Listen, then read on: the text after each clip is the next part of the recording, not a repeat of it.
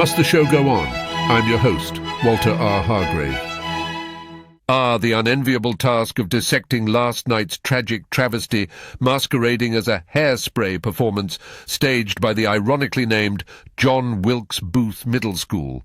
Allow me to set the scene. A dimly lit auditorium filled with doting parents whose misguided encouragement has undoubtedly inflated the fragile egos of these pint-sized pretenders. The choice to undertake Hairspray was bold, to be sure.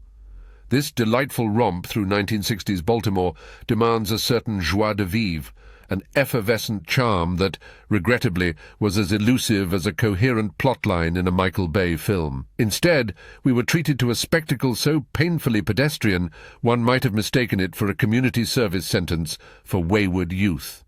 Our protagonist, young Tracy Turnblad, was portrayed by a girl whose enthusiasm was only matched by her complete lack of rhythm and vocal prowess. Her rendition of Good Morning Baltimore was less a spirited awakening and more a reluctant roll out of bed after a night of questionable decisions.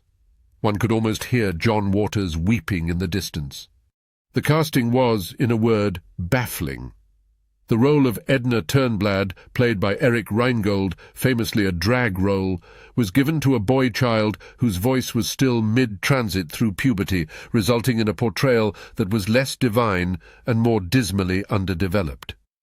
The chemistry between him and his on-stage husband Wilbur, played by Simon Weiss, was akin to that of two distant relatives at an awkward family barbecue, tepid, forced, and uncomfortably sweaty. Then there was the ensemble, the rejects, a motley crew of awkward adolescents who shuffled and stumbled their way through choreography as if the very concept of rhythm was a personal affront. The Corny Collins show segments, meant to dazzle with their high-energy dance numbers, instead resembled a herd of brain-damaged sheep attempting to escape an invisible predator. In conclusion, this production of Hairspray left me hacking on fumes. Tangled into a dreadlock of mediocrity, it was a monument to misguided ambition and misplaced confidence.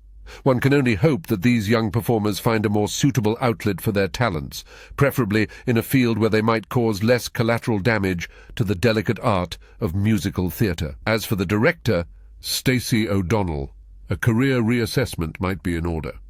I hear the local retirement home is in need of a bingo caller.